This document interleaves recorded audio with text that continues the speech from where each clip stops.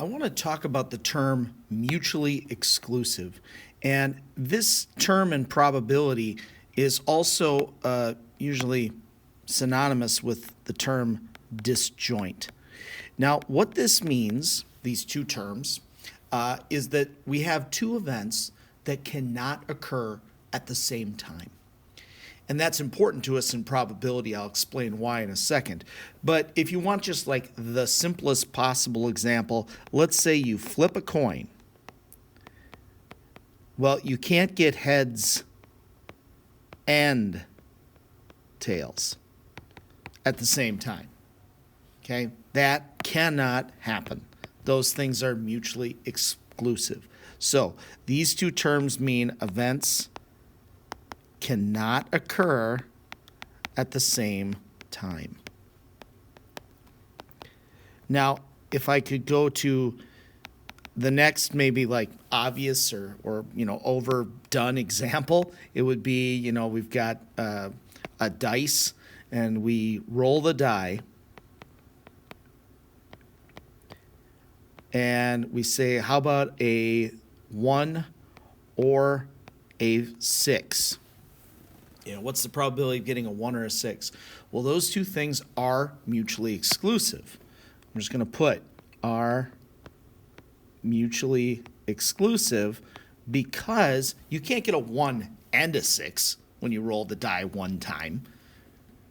So what we can do then is we can say, well, the probability of getting a 1 is 1 out of the 6, and the probability of getting a 6 is 1 out of the 6, and we can just add those two together. Being mutually exclusive gives us the ability to just find two probabilities and add them together. And we don't have to worry about like an overlap.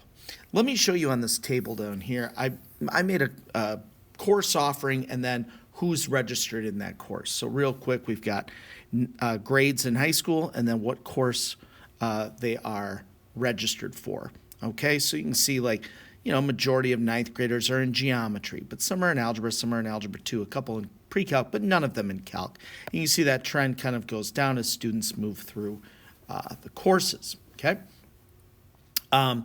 So if I were to say, okay, what's the probability of this school? And let me just start by saying we've got 737 students registered for a math course.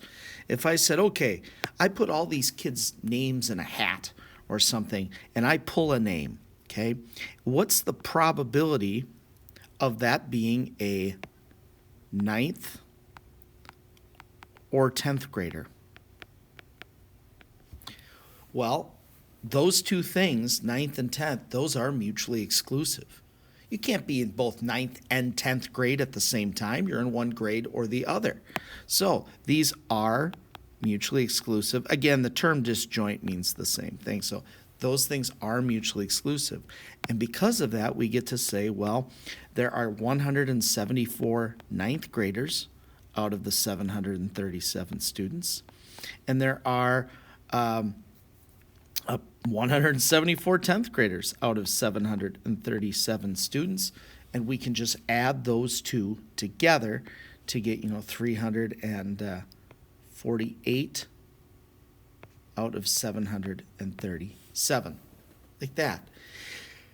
So let's talk about something that maybe isn't mutually exclusive, just so we can see a counter example. Okay, so let's say we said, okay, we got these names in a hat. We got 737 kids all in a hat. What's the probability we pull out a ninth grader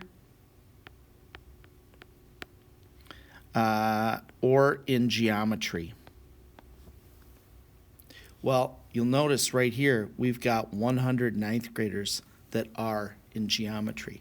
So we can kind of say, well, we've got the ninth graders here.